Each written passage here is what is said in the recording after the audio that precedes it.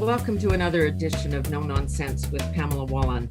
Some good news. I am touching wood all of the time that I say that on the COVID front. The numbers do seem to be improving overall, although still a few hot spots remain. And we're making some progress on finding out exactly where this virus actually came from in the very first place, whether it did come out of a lab and how best to fight it. So we have gone to a local expert with international expertise, if I could put it that way. Jason Kindrachuk, a Saskatoon boy originally, works in Manitoba, but has been home in Saskatchewan for a year at Vito Intervac, which is really becoming the institute, which is the heart of research here in this country. He is an assistant professor in the Canada Research Chair in Medical Microbiology and Infectious Diseases, or more specifically, Jason, and correct me if I'm wrong, in molecular pathogenesis of emerging and re-emerging viruses. Yeah, it's quite the title. Yes, that is correct. It's a very long title. How did you get interested in this?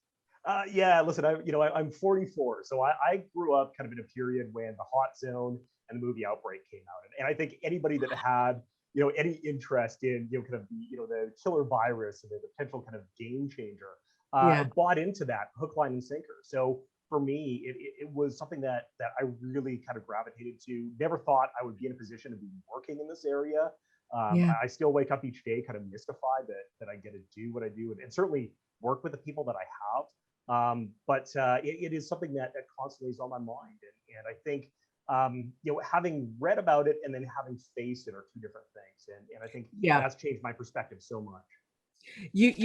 I heard you tell this story, so please tell it again, which is in your work, you have traveled to West Africa, and because you were going there, you had to be vaccinated against Ebola, and that is a live vaccine, and you're going to explain the difference between that and what we're all putting in our arms at this point, and that it's so powerful. You have to be careful. You even have to abstain from sex because you might, I don't know, infect your partner with a vaccine. I don't get it. Explain. Yeah, it's a fantastic question, right? So I've been through this a couple of times because I've been vaccinated for smallpox because of the work that I do, and then as well for Ebola. The Ebola vaccine was developed in Winnipeg. It actually utilizes a virus we call VSV, it's a vesicular stomatitis virus. But it's a live virus. So even though it doesn't cause disease when you actually get the vaccine, it's able to create more copies of itself. And one of the issues that there is with a live virus is that a live virus can go to many places within your body. So, one of the issues that we always face is, listen, if you're getting vaccinated with a live virus, you have to think twice about whether or not you can still, have sex or regular contact with your partner or others. But it's part of the game. It's I think to me, I look at this and say, these are the things that I can do to not only protect myself from getting infected, but more so to protect others. And that's, I think, is part of being a Canadian, is you want to look at this idea of protecting your neighbors and those around you. And to me, it's the simplest thing you can do. We are our brother's keepers, that's for sure. It's how we see the world. What else, like the vaccines that we're all getting now in all these different forms, they are not live.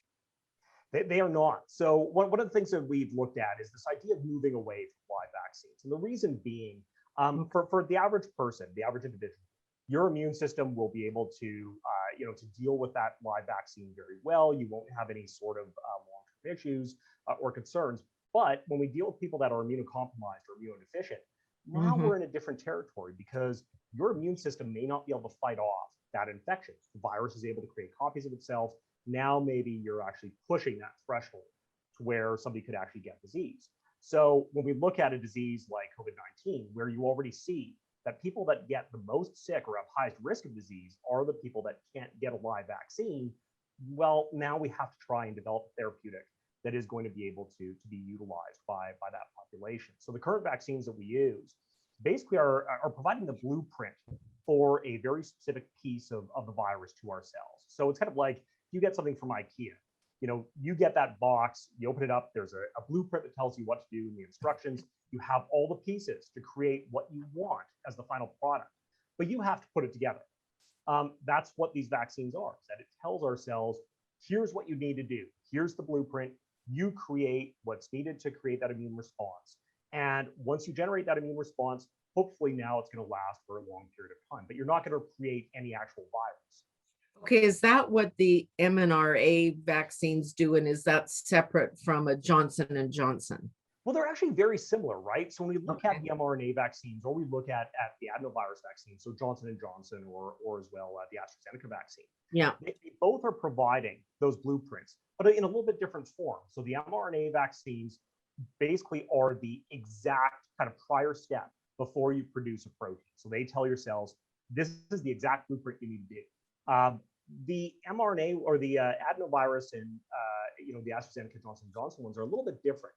They're giving you information in the form of DNA, but there's a secondary step where basically your cells take up that DNA, they have to produce RNA, then they have to produce protein. The advantage for the adenoviruses over the mRNA vaccines are that they're more stable. So, for people like myself that work in low and middle income regions, resource limited areas, even thinking about northern regions of Canada or underserved communities, these vaccines are much more stable. So we're able to get those out and dispense them without having to have the same sort of requirements for refrigeration. So same endpoint with what we're providing to the immune system, just a little bit different mechanism of how we get there. When everybody hears, we're going to go in and muck around with your DNA, it creates some questions in people's minds. You hear that from those that are particularly hesitant. I get a lot of emails from family members and texts from friends, long past from high school that ask me the same thing, saying, well, what are these? And then we're talking about people that, well, yeah. And I think part of it is because, we've heard for so long that going through designing drugs, designing new therapeutics takes a decade and about $1 billion to do. Okay, so that's kind of our average for moving from bed to bedside. Well, we've already shown that in the last year, you can do this in about 12 months or less for a brand new virus. From a scientific standpoint, that's amazing. This will change the face of public health in regards to our ability to respond to different outbreaks and different diseases. But for the public, we haven't necessarily provided that messaging to say, oh, by the way, there's been about a decade or longer of research behind the scenes that occurred for us to get to this point. So you're seeing kind of the abridged, last section where we move to the clinic and move it out to the public, but you're not necessarily seeing that first part that's actually taking years of toiling away.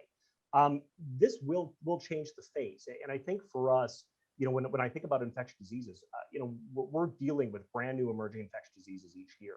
COVID is one of many that we will continue to face. So having these technologies is very, very important for us, but we have to provide that next messaging to say, these are all the reasons why they're safe, and as well, why we actually need to vaccinate one another.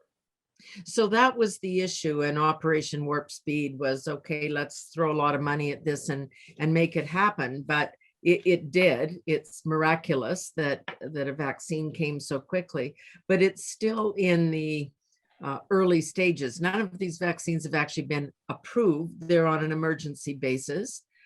So question mark there, but obviously you're confident that we're past working out most of the kinks. I think so, right? And I think, again, we have to also look at this from a scientific standpoint. We talk about risk assessments all the time, right? So what are we thinking about in terms of risks? When we look at COVID, we know that especially a place like Winnipeg right now, we're seeing a plus 15% test positivity rates. We're seeing a lot of people ending up in the hospital.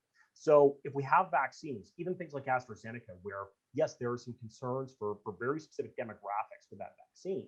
If we look at the overall risks, the risks are far, far lower than the risks of catching COVID and ending up with severe disease across all age groups right now. In different areas of the country, maybe that's changed a little bit. So maybe that risk is now a little bit different. So the mRNA vaccines, we haven't seen any big concerns with millions of people now that have been vaccinated.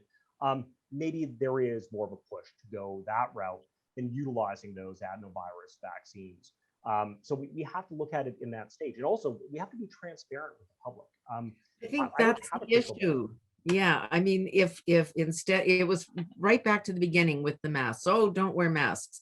Anybody who did 5 minutes of reading could understand that was being said because they didn't want to run the medical professionals short of equipment.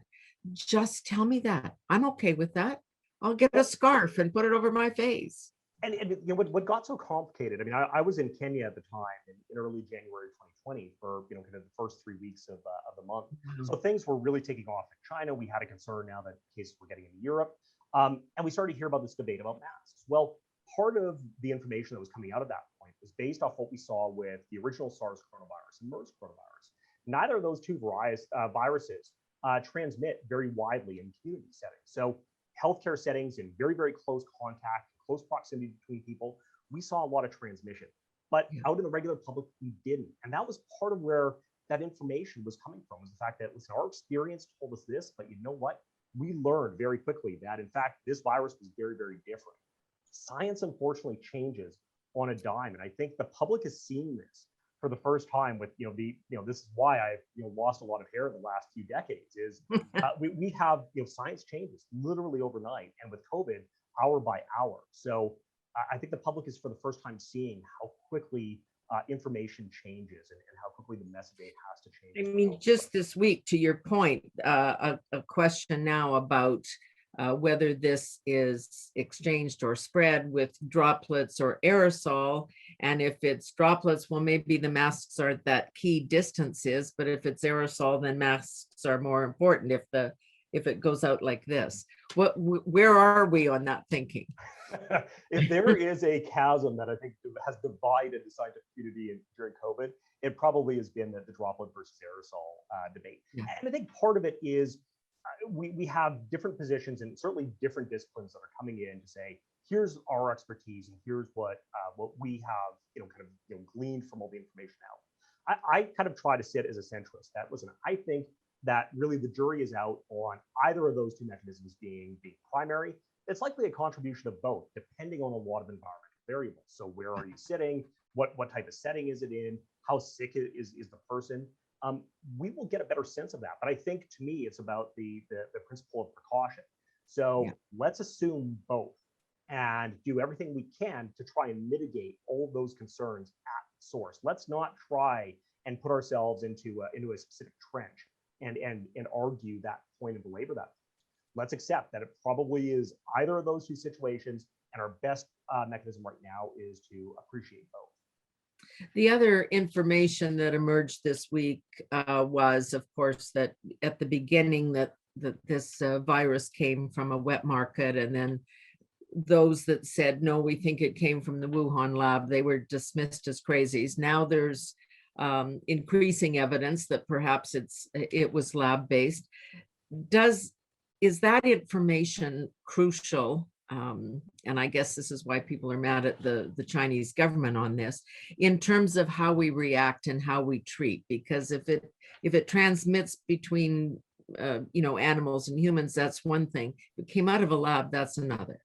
Yeah, so no, I think I certainly go back to this idea that at the end of the day, I think, are probably 99% confident that this virus spread through zoonotic meat. So it originally was found probably in a bat and was able to spill over into other animals. Now, the interesting aspect is whether or not there was a potential lab leak. We don't know. And I think the question is going to be, will we ever truly know what happened?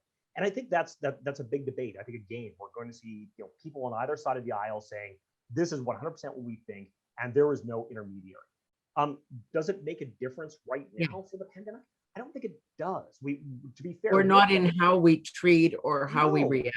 No, we have to get COVID under control. Now, there's a bigger question, which is, listen, the virus is probably still circulating out in nature amongst animals. So it's pivotal for us to figure out what is actually going on, because when we think about this idea of disease eradication, and certainly disease elimination, we have to think about the idea of trying to stop it at the source. So having that information of where the virus originated from will actually allow us to be able to say, okay, you know what, if we're seeing it in bats and it's this specific type or species of bat, that starts to tell us how to maybe inform, again, public health policy or strategies for people that live close to those types of animals. Does it change tomorrow? No. Will it change the long run of where we go with this? 100% it will. Okay, because that's the issue, this whole question of gain of function research, which was certainly being in part funded by the US, and I think maybe even Canada through, because of our work with the institute there. We have to have that discussion as a society about whether or not we think that research is important and we should be funding it. What's your view from the scientist point of view? So gain of function research is really interesting, right? So I spent the better part of 7.5 years at NIH in the US.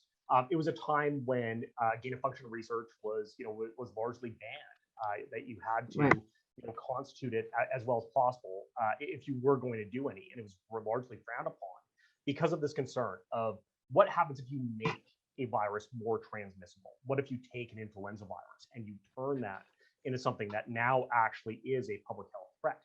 So there was a lot of debate about what to do. And certainly the NIH relaxed some of those rules. And part of it is because there is still this question of what are viruses going to do next? Because when you think about historically, viruses have been around a lot longer than we have. They certainly know the terrain much better than we do. So they are able to adapt very, very quickly and change on a dime. How will that impact public health? So if I hold my work on Ebola, what happens if there is a change in Ebola that makes it more transmissible or makes it more virulent? And what if there is our ability to better predict what those changes are going to look like, so that if we start to see that from a genomic standpoint, oh, there are X, Y, and Z changes in the virus that are telling us that these types of changes might be coming, maybe that will actually help us with informing public health or designing better therapeutics or designing more tailor-made vaccines. So there is certainly a question that comes along with this of saying, how do we balance that interest and that importance from a public health standpoint, also by ensuring that there's oversight and transparency so that all the work that's being done is available in the public sphere, so that people understand what we're doing and why we're doing it, that it's not behind closed doors, that the work that we're doing in BSL-4 or BSL-3 is not some faraway place, that people don't actually appreciate, or are able to appreciate what is going on. So I think that's part of it is educating the public as far as what we're doing and why we're doing it, and not just trusting that people look at us and say, oh yes, we 100% trust what you're doing. Yes, whatever you say, because that's the problem. I mean, this funding was against the rules in the US, and it was done sort of, if the current stories this week are true, it was funded surreptitiously almost. And I think that's the other big question is that, regardless of where it came from in China, do we want to see this kind of research being done led by a communist government that is engaged in some pretty reprehensible behavior? Yeah, and it is a question, right? And I think one of the issues that we face, and COVID has certainly, I think, ignited this in our minds, or should have ignited this in our minds, is that we are now, whether we like it or not, we are a globalized society. So to be fair, Exactly. when a virus emerges in one area of the world, it is going to affect everybody around the globe, regardless of whether or not we want to treat ourselves as being isolated or not. Ebola in West Africa is a perfect example. Listen, that virus did not do very well outside of West Africa in regards to infections in either Africa or Europe. But when you look at the toll, the economic toll that virus had, and it killed really, it infected a lot of people, killed 12,000, 13,000 people arguably from that have been recorded. The economic tolls affected everybody. So we have to appreciate that now anything that emerges, there is going to be massive consequences, and we have to be prepared as well as possible. I think when we go back, and there are bits and pieces of this that are being looked at already, but we're going to kind of need a 9/11 style commission to figure this out. Not so much, I don't think, to point fingers. I mean, there will be that. It's the whole virus has been politicized, but to really figure out how we respond. I mean, we didn't have appropriate gear here. We didn't have PPE. We didn't know what to do. Like, we need, as a society, both domestically and globally, a way to respond to this, so we're not running around with our hair on fire for 12 months trying to figure out what the hell to do. 100%. And one of the issues that we face, again, is this idea that viruses are circulating and moving through wildlife and moving through animals all the time. The problem for us is the idea of predicting when the next one is going to emerge. And that's really where I think we're still in infancy. We're doing a lot of surveillance work. We have people, groups like myself, are going out in the wild and trying to look for these viruses. But we've been doing it in a way where we are just randomly sampling. So now we actually have to move towards I think a more systematic type of surveillance network and a better reporting system, so that when we start to identify these types of viruses, there's an openness within the global public health community and research community to talk about these things and truly be prepared. I mean, that is the issue, because that's where the difference, I guess, and where it originated comes from, which is, and I know this is the work that's being done at Vito Intervac for a long time, is that you got to look at the animals too. You can't just look at human beings. But, you know, we heard of these cases. I don't know whether it was made up, that dogs and cats were transmitting if they were some person's personal pet and went and sat on grandma's lap. It was not good news. No. Is that true? So it is to an extent, right? And this is the issue with certainly with coronaviruses. Coronaviruses are certainly not monogamous, right? So they like to move between animals and certainly between species. COVID-19, certainly we've gotten a picture of that, right? We've seen chimpanzees and gorillas that have been infected. We've seen large cats in zoos that have been infected. We've seen cats and dogs infected. We know mink certainly are a big issue for us, because not only can they get infected, but they can transfer the virus back to us. So this complicates everything, because now when we think about control of the virus, we have to think about ourselves, certainly in transmission from human to human, but we also have to appreciate that there's this other arm of human animal transmission. And when we think about where this virus is, we have to appreciate that while it's still circulating out in animals, there still is that possibility that it could change or it could mutate again. And now we see something that's more concerning. So we have to be prepared. And I think the issue for me as a scientist is that we certainly talk a lot about being prepared. We talked about this post-SARS, we talked about this post-2009 flu, post-Ebola, post-Zika.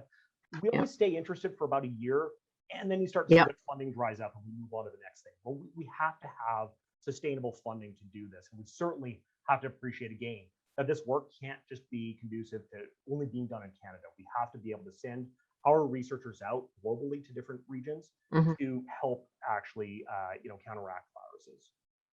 Do you suppose the Chinese will ever let people in to see what was going on? I mean, the one Chinese scientist that worked at that lab that left and now lives in the United States, she is definitive on this, that it came from the lab, and she knows the kind of research that was done. The safety standards weren't being met. It's a great question, right? So I've worked in certainly some high containment labs in the past, and in BSL-4 labs. I've worked in the US and Canada. I know the scrutiny that we went through to get into those labs, the background checks, certainly the yearly psychological exams. The oversight is amazing. And that's where I think I still look at the system and say, the system actually is done very well. When we look at spillovers of really nasty viruses out of those types of laboratories to the public, it's happened very, very infrequently. I kind of look at it as like the safety in nuclear power. Yes, we've had some bad events, but when we look at the totality of how many nuclear reactors there are around the world, actually it's been very safe. BSL-4 and BSL-3, it's been the same thing. What we have to do again, I think, is reduce some of the mysticism of these labs. People still see this from the idea of the U.S. military labs and Outbreak and all these movies that talk about these different labs and what's going on. China syndrome. Let's open it up and show people, listen, this is what we do. This is how we do it. Here are all the oversights that we have. And by the way, these are the international collaborations that we participate in, and keep it open. I'm hoping your generation of scientists will do that and demystify and not, over mystify, because we're all becoming armchair experts by, reading Twitter and all of it. That's not a good approach, right? I mean, we really need facts. Well, listen, I keep saying to people, I'm a simple guy, right? So I have to think about things in very simple terms. If I can appreciate a lot of this stuff, I certainly think that everybody across the globe can also have the same rudimentary understanding that I have of what's going on and why we're doing these things. So let's appreciate that. Let's appreciate that people are on the same playing field, and we need to ensure that people are educated on what is going on, what the situation is, and why we're doing the work that we're doing, and why it's important to their lives and their family and friends.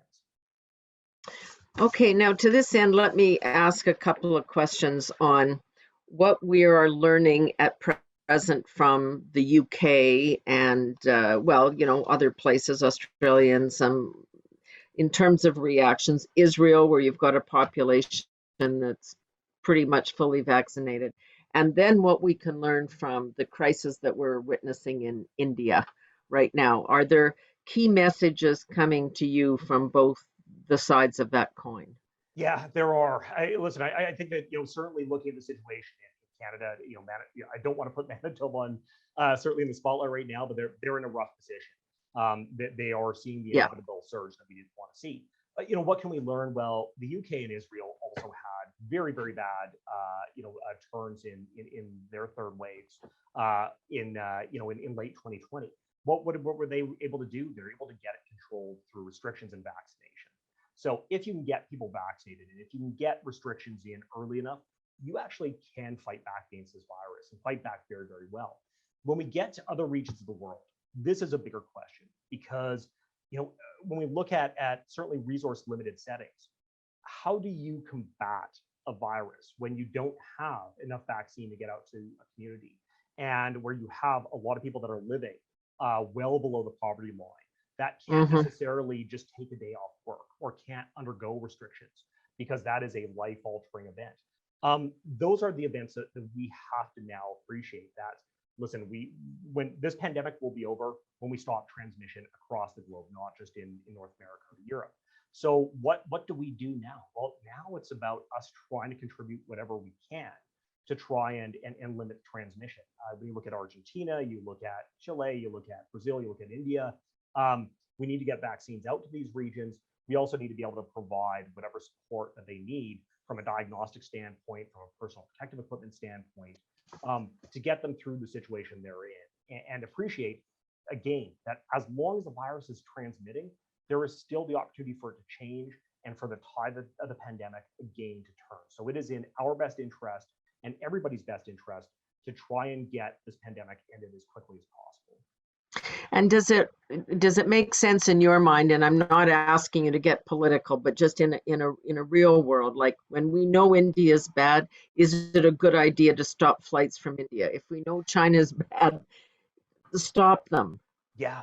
So this is such a great question, right? And when we think about this idea of new variants, so B1617 from India was a fantastic example. We now have a lot of data to support that it is actually very transmissible. It's probably along the lines of B117. Well, what we have to think about is if you actually allow that virus to start to integrate or be introduced into an area, there is a possibility it's going to outcompete circulating virus, and you're going to end up in a position where you have a lot of people showing up in a hospital. So if you're able to stop that initial introduction, you actually kind of counteract that ability for the virus to do what it needs to do. So yes, early restrictions and early flight bans can work very well. The problem we get into is once you actually have that local spread established, now additional introductions are probably not going to make much of a difference in terms of how far the virus is spreading and how widely it's spreading. In Canada, certainly with B117, there was a point where it was spreading so widely within the community through different regions of Canada that additional introductions from other areas of the world are probably not going to shift the tide that much. So we need to be conscious of this idea that if we act proactively and react quickly, yes, we actually can suppress the virus from moving. If we're too late in doing that, we can do all the stop gaps that we want to. It's probably not going to make a difference once it's so once it's landed from India into Toronto, then it doesn't matter to shut down Vancouver because it's about the person going from Toronto to Vancouver. 100%. And we saw that with the variants moving across Canada, right? Yeah. So we have to, certainly we didn't know everything about SARS-CoV-2 and COVID-19, before it emerged.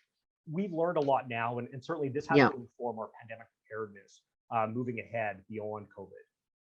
The other thing that still puzzles me greatly is testing. Because I go back and forth between Saskatchewan and Ottawa, I test before I go, I test when I land. And then we had, millions of rapid tests that simply weren't used. Like I don't know, I don't come at this from a scientist point of view, but if you test, you know whether you should go to your room or not. Yeah. And it seems to be a good control mechanism. Test the people that are going to work at Walmart because they have to, because they've been deemed essential, or nurses or doctors for that matter. Well, and part of this is about our scientific limitations, right? So as scientists, we're always taught to appreciate that, we want to work within the sphere of what we know and try and kind of suppress what we don't know. We don't like to, to assume too much. So with testing, we know that there are some caveats. We know that you can test somebody too early and they may actually have virus, but it's below the limit of detection. And a day or 2 days later, maybe they're going to become positive. But we can't also use that as a mechanism to push us against testing. So ideas of rapid testing that, yes, there are caveats with it as far as false positives and false negatives. 100%, we appreciate that. But our ability to pick up cases far outweighs the limitations that are presented. And again, I look at situations where we have people that simply do not want to go to a testing site. They maybe don't have the time to be tested. They don't have the means to be able to go to those testing sites. So the rapid tests give us the ability to move those out to the community and actually provide very quick testing. Schools are a perfect example where Exactly. I look at us and say, we have these questions, let's address them directly and utilize what we actually have just sitting on the shelves right now. There was certainly stigma even around the testing at the beginning. It was somehow an admission that maybe you had been in contact and therefore you shouldn't even be out to to a place to get tested. Like, we had some very strange thinking about this. Yeah, and I'm not a social scientist, so I always hate kind of straddling that area. But there was a psychology that comes with this, right? And certainly, I think I grew up through the HIV and AIDS crisis. It is still a crisis, but when it first emerged in the mid 80s, I remember there was that stigma for people that went to get tested. Even now, we know that STDs and sexually transmitted infections, there is still a stigma about getting tested. So we have to appreciate that there is still that barrier there for a lot of cultures, a lot of demographics within our communities and within our population. We have to remove that. And certainly, again, it's about working with the communities to try and reduce that stigma as well as possible. In addition to testing, do we now actually have medicine to deal with this? Are there treatments for this? Yeah, so this is kind of one of the scourges of COVID-19. Developing, I don't want to say developing vaccines is easy, but vaccines have been developed very quickly for the virus. Yeah. Therapeutics are very, very different because now you have to think about the idea of where are you designing that therapeutic for? Is it for people that are initially infected and you're trying to provide something that's going to counteract the virus? Or is it something that is coming late in disease where now it's actually not about the virus, it's about that person's immune system and an overactivation of the immune system that's making them sick. So you have to design the therapeutic for what you're actually treating. And that makes it much more difficult because your window for being able to provide that therapeutic is likely very small. When we think about influenza is a perfect example. We've known about influenza for 1918 onwards. Right. How many therapeutics do we have for influenza? Not many. So it is not easy. And this is not because of a lack of trying. We have thousands of labs around the world that are trying to create therapeutics. It's that it's extremely difficult to get something that is going to be able to suppress the virus at the right period of time when people are showing up sick or when they test positive. So I think from the standpoint of people that have severe disease, we're doing actually quite good. Corticosteroids have changed the tide of fatalities for people that were showing up with severe disease. So that's been very good. But we need to be able to have something that treats people before they get to that point. I think we'll see things that will certainly get introduced over probably the next months to years. But it is not going to be at the same speed as what we saw with vaccine development.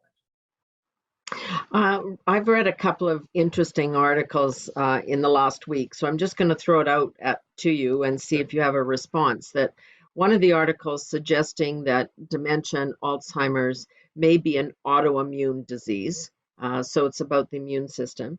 And then the other report, which has to do with the impact of the virus on seniors, that more than a third of those who, it was the most common condition of those who died amongst our seniors in the old folks' homes, wherever they were. But a third of the deaths are related to people with dementia and Alzheimer's. And if that is an autoimmune thing, then do we have to look at this very differently? Oh, 100%, right? And I think part of it is certainly trying to figure out whether or not there's causation with the correlation. So there's always this idea that, listen, we can take two events and they may correlate perfectly, but we don't see an overlap. So do we actually have something that suggests that, there is a differential pathogenesis or type of disease within people that have, Alzheimer's or have dementia as compared to others that don't? I think we're still, again, we're at a very much an infancy in our understanding of this. Certainly with autoimmune, we're getting a better idea of what this looks like. But also we have to appreciate that, to be fair, when we think back to those initial cases at the end of 2019 in Wuhan, those people came out of the hospital, largely end of January 2020, early February 2020. We're now talking about, not really that much over a year of time where we've actually been able to get data from those first patients and those first people that recovered. So our understanding of what this looks like, it is still very early. I think we're going to get a lot of information. Certainly the animal work that's being done is going to help inform our understanding of what this disease looks like. But science takes time. We've learned more about this disease than we have for any other disease in the same time frame. But it can't come fast enough, right? So I think, stay tuned. In the weeks and months moving ahead, we certainly will have more answers and certainly a lot more questions that will come up. The other statistic, and I think this was collected by Stats Canada, is 89% of all of the people that died had a comorbidity. So we have to look at that and say, was it people with lung problems? Was it people with heart problems? Do we know anything on that? Are there any trends? Yeah, we're seeing trends, right? So certainly, people that have, certain disorders that lead to immunosuppression or immunodeficiency. So people that have, have ongoing cancers, people that have COPD, people that have type 1 diabetes, even pregnant women. We know that there are these underlying issues with immunity that can lead to essentially exacerbated disease. So the virus is able to cause more severe responses. Trying to figure out where the commonality is amongst all of that is very difficult. So is there a specific portion of the immune system that is responsible for this under all of these different conditions? And if there is, does that actually help guide us in regards to not only our public health restrictions and our public health recommendations, but also therapeutic development? So I think certainly we've known for a long period of time that there's this link with comorbidities. Now trying to better understand how this looks across different age groups and different demographics will actually help us tease apart how we can utilize this to better protect people. If that stat is true and people have comorbidities, then it makes sense that there are more of those the older you are and fewer of them the younger you are. So it has raised the question, should we be giving 12-year-olds vaccines when we haven't given older folks their second one yet? Yeah, such a great question, right? So but what do we understand? Well, we have to look at also what we're learning in real time. So certainly as we're seeing B1617 and other variants that are moving through our populations, we have to appreciate that, listen, the virus is still there. We also now are getting better information about people that have been vaccinated, in particular in those in senior and elderly groups, how their immune systems look, how do their immune systems respond? And I think there is actually a push now to say, we actually need to get second doses out to those people because you know what? They still are ending up in the hospital, even if they don't live in congregate settings. Yes, we may have been able to reduce fatalities there, but we still have a lot of people in older age groups that are showing up. So certainly it does, but we have to appreciate as well, underneath all of this, that until we're able to suppress transmission in all groups, the virus is still going to be able to move through communities. So yes, we can forego, I think, getting kids vaccinated to try and get more people protected, if that's at least what the data is suggesting that we do. But we also have to appreciate that kids are still going to need to get vaccinated because we have to stop that transmission chain. So it's all about adapting to what the data is telling us as we move vaccines out to the community. I think Moderna was announcing yesterday or this week that they're doing testing now on children sort of 6 months to 12. They're at that end. I don't know, that's one of the things that gives me pause. Vaccinating a kid, I know we do it for other diseases, but we don't seem to know enough about this. Do we really want to vaccinate 6-month-olds? It's a great question, right? And I think the way that I look at it, listen, I've got a 2.5. So, myself and the much smarter Dr. Kindrachuk in my household have talked about this many times, but where do we sit in this? It's uncomfortable because certainly we don't have that same amount of data as we've had for the influenza vaccines or MMR or other vaccines that we see getting introduced to kids. But we also have to appreciate that kids are still ending up sick. And certainly there are some kids that end up with, probably life-changing complications from the disease. It certainly is a minority of the population, a very, very small percentage. But we have to appreciate that doesn't mean that it's zero. So to me, I look at that aspect and say, first of all, I want to make sure that the people around us are protected. So people that are vulnerable or who can't get vaccinated, I don't want my child to be the reason that they ended up getting infected. Right. But I also want to ensure that my kid is protected. I don't want to find out after the fact that had we gotten her vaccinated, that she wouldn't have ended up with long-term life-altering complications. So I look at that, and certainly we want to have data to support safety. I think that, again, the transparency is helping with everything that we're getting introduced to on a daily basis. We have to kind of get away from the clutter and the noise of groups that are talking about things that they don't truly know about for the vaccines. Yeah. But we have to look at the data and say, yes, is it safe? And how do we ensure that kids are kept safe when they do get vaccinated? So in terms of the testing that's going to come, the next round will be the impact of this vaccine on all of us of any age, but certainly on kids. I mean, right now we seem to be testing for efficacy, but are we also testing for what's it doing? Again, it's kind of back to that DNA question. You're putting something into your body. Can we do that in real time, or does that have to come later? No, we're actually doing that in real time. So, we're really, one of the ways we can look at this is the clotting issue with AstraZeneca. Right. So all that was basically based on post approval, safety monitoring and safety testing. So it's kind of what we refer to as phase 4 clinical trials. So it's that post licensure safety testing that we continue to do. So as people recognize adverse events, those will get reported.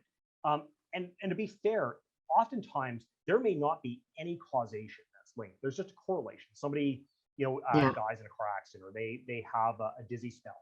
That gets reported, but it's ongoing monitoring. So for us, that's important because it's going to provide us with that long-term data of what we're seeing as millions of doses are getting dispersed across the globe, and certainly into different communities and different populations. Is that information being shared, I guess, between and amongst the drug companies, and then between and amongst provinces, countries, different departments? Like, has that opened up? It has. So that, again, the real-time sharing of data for COVID-19 has been phenomenal, right? So when we look at what we're seeing right now, we've never seen this type of sharing before. Certainly, I mean, a lot of data that we're seeing right now from different vaccine companies and different therapeutic companies have actually largely come from press releases. So even before any data has been publicly released as a report or as a publication, we're seeing people that are putting out a press release that's saying, here's all the data that we have so far. So that transparency will certainly continue. I think it's going to increase over time. We always have to provide context for what it means, right? And I think that's the important part that I think maybe we've failed a little bit on is we've talked a lot about whether the data is good or bad, but we haven't talked about the context of what the data necessarily means. And I think we need to do a better job of that with the public as we move through this. Do we know today whether we can mix and match, and whether mix and matching is okay? Yeah. So listen, this is the $1 million question, right? Is it ever? It is. And I think the data is leaning towards that this is going to likely be something that we can do. Scientifically, I think we already kind of address in our minds that, yeah, feasibility probably is going to work. We're getting data right now that's suggestive of that. So we've seen some data right now saying, yeah, you know what, in senior populations, you get an accentuated antibody response in people that have a mix and match with AstraZeneca and Pfizer. The complication is saying, what does that mean? What does that mean in regards to protection from disease? So the data, I think, is certainly suggestive that there's something there. I think we still want to wait until we actually see the aggregate data put together from the clinical trials that tells us, is there something significant that we see? Is there an improvement, or at least do we see a similarity with what we already see with the 2-dose of either AstraZeneca or Pfizer on their own, or the other vaccines? So if you were, and there's lots of people in this boat that had the AstraZeneca, which, what would you do? Would you wait for your AstraZeneca second shot, or would you take a Pfizer? Yeah. So listen, I've had so many questions about this last few weeks. I bet. In a second, I would go with this, for myself, the second dose of the AstraZeneca. And the reason I would do that, there's two reasons. One, the second dose of the AstraZeneca, we already see a decrease in inherent risks for clotting disorders, right? So now we already know the second dose is much safer. The second part is, I can look at the data right now and say, oh, by the way, here's the clinical trial data, here's the real world data that tells me that 2 doses of AstraZeneca works phenomenally well against circulating strains as well as B.1.1.7. So I can look at that hard and fast data and know exactly what protection I'm getting, what level of protection. The mix and match data, we don't know yet. We're inferring a lot from the data. It likely is going to work, but I don't have that same confidence yet because I haven't seen the full data set. So that's where I still lean back on doing what we know works. Okay, so before I let you go back to the real world in your lab and save us and get to work today, let me ask you to pretend you were king of the world or prime minister of Canada or whatever you want to be, and you could do 2 things. What would you do in terms of next steps, getting ready for what might happen? I think we can all assume that we're going to be living with pandemics for the rest of our lives. There's going to be this one, and in 5 years there's going to be another one. We can't even imagine what it is. So wave your magic wand. What do you want to see happen? Yeah, there's 2 things, right? I mean, one is we need sustainable funding for preparedness. We have to learn from the mistakes that we made, and we have to appreciate that there were errors that we made in our judgments. What were those, and how do we better prepare ourselves for the next pandemic? So that's a part of it. We've got to make sure there's sustainable funding for that, and we have to ensure that we actually are prepared. That there's a so that we can make some vaccines as well when stuff happens. 100%, right? We have to have that. We have to be able to produce nationally. We know that we lost out on being able to vaccinate people quickly and get PPE out to people. So we have to ensure that. The second part is we also have to appreciate a game. We are globalized, whether we like it or not. So our preparedness also hinges on other regions of the world that have far, far less resources than we are being prepared and adequately prepared with us. If we don't have people protected in other areas of the world, we are not ourselves protected. So to me, I look at that and say, we need to do a better job of ensuring that we are not looking at this like we did in kind of pre-World War I, where North America is some isolated entity. Those days are done. So let's be prepared globally and work with our partners globally. Yeah, and get smart about those decisions at the front end, even when we don't know. We are on the side of caution, whether it's 1 mask or 2 or 3 or whatever. I wish we had done that nationally too, in terms of. So great to talk to you. Thank you. And I feel guilty stealing all this time from you, but I think it's really helpful to have somebody who's prepared to be open and talk about it. That's your, I think, I'm hoping that you and your colleagues will be able to make that happen and make this more transparent. Well, I appreciate the opportunity, and thank you so much. It was really great. Jason Kindrachuk, I can't read his whole title, but he is the Canada Research Chair in Molecular Pathogenesis of Emerging and Re-emerging Viruses. So we're glad you're on the case. You're at the University of Manitoba, but you've spent all this time at Vito, and we're very proud of that institution too and the work it's been doing here in Saskatchewan. So thank you so much. Thank you. We'll be back at you. Don't worry. You can't hide from us. We know where you live. Exactly. Okay, thanks a lot. That's it for this edition of No Nonsense with Pamela Wallin.